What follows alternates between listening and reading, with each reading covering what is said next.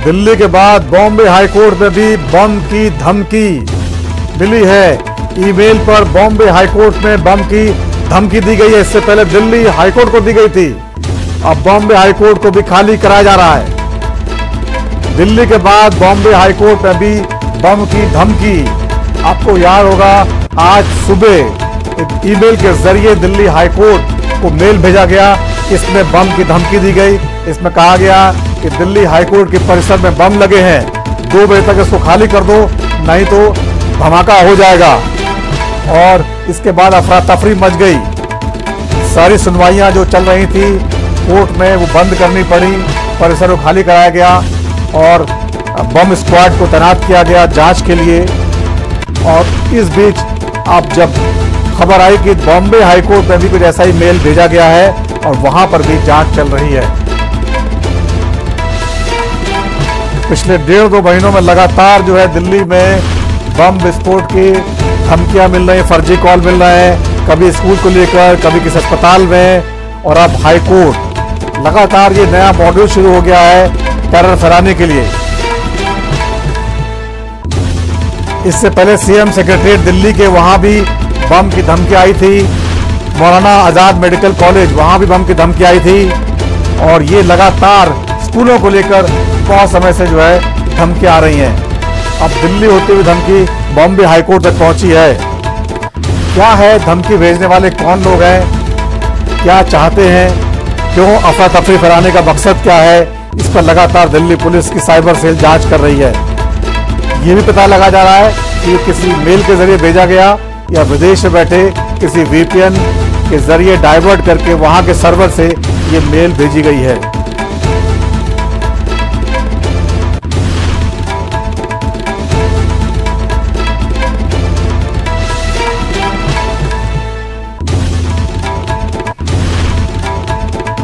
इस बारे में और जानकारी के लिए बात करते हैं मुंबई में हमारे संवाददाता मुरारी सिंह से। मुरारी जी, पहले दिल्ली के हाईकोर्ट को परिसर में जो है बम की धमकी खबर आई और अब बॉम्बे हाईकोर्ट में आ गई है, कैसा माहौल है? अफरा तफरी मच गई होगी। बिल्कुल नवीन जी, कह सकते हैं कि जैसे ही धमकी भरा मेल मिला उसके बाद से ही कोर्ट परिसर में अफरा तफरी का माहौल हो गया। घटनास्थल पर पहुंचे डीसीपी एसीपी ने सबसे पहले कोर्ट परिसर में जितने भी वकील थे, मुक्किल थे, पब्लिक थी, उन्हें बाहर निकाले और उसके बाद से सर्च ऑपरेशन कह सकते हैं कि शुरू हुआ है। भारी संख्या में पुलिस बल जो है बॉम्बे हाईकोर्ट के अंदर और उसके पीछे के दोनों मुख्य द्वार पर जो है कि चौकसी कर रहे हैं। हालांकि अभी तक किसी भी प्रकार की कोई संदिग्ध वस्तु पुलिस के हाथ में नहीं लगी है। परिसर जो है ज्यादा से ज्यादा जो कोर्ट का है वो खाली करा लिया गया है। जितने जज मजिस्ट्रेट थे, क्लर्क थे, उन्हें सब लोगों को बाहर किया गया है और मामले की बड़ी ही गंभीरता के साथ मुंबई पुलिस बॉम्बे हाईकोर्ट के चप्पे चप्पे को खंगाल रही है। जी मुरारी, जिस तरह से दिल्ली में हम सुबह से लगातार देख रहे हैं कि वहां पर अफरा तफरी का माहौल है, सुनवाइयां स्थगित हो गई हैं और जो है वकील जो करीब 30-35 हजार लोग परिसर में थे उन सबको हटाया गया है। जो ईमेल भेजने वाले हैं उन्होंने कहा, लिखा था उसमें कि हम जो है बहुत गंभीर है, इस बार दोपहर 2 बजे का समय दिया था, दोपहर 2 बजे के बाद ये विस्फोट हो जाएगा।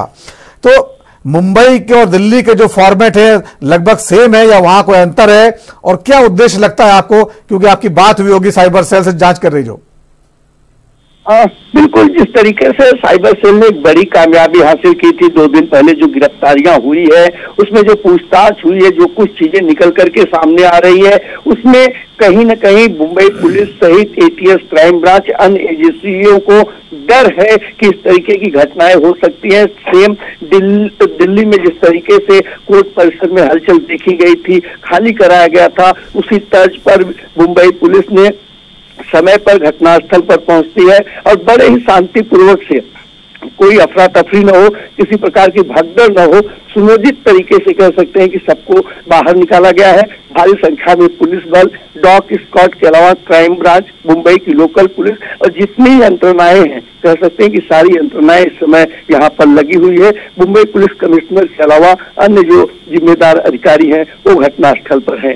जी, दिल्ली का ट्रेंड देखें मुरारी जी, तो जिस तरह से दिल्ली में पिछले 1.5-2 साल में हम देख रहे हैं लगातार धमकी आ रही है ईमेल के जरिए, कभी स्कूल को उड़ाने की धमकी होती है, कभी किसी मॉल को उड़ाने की धमकी होती है। हाल में तो जो सीएम सेक्रेटरीट है दिल्ली का, वहां भी बम की धमकी आई थी और मौलाना आजाद मेडिकल कॉलेज में भी धमकी आई थी।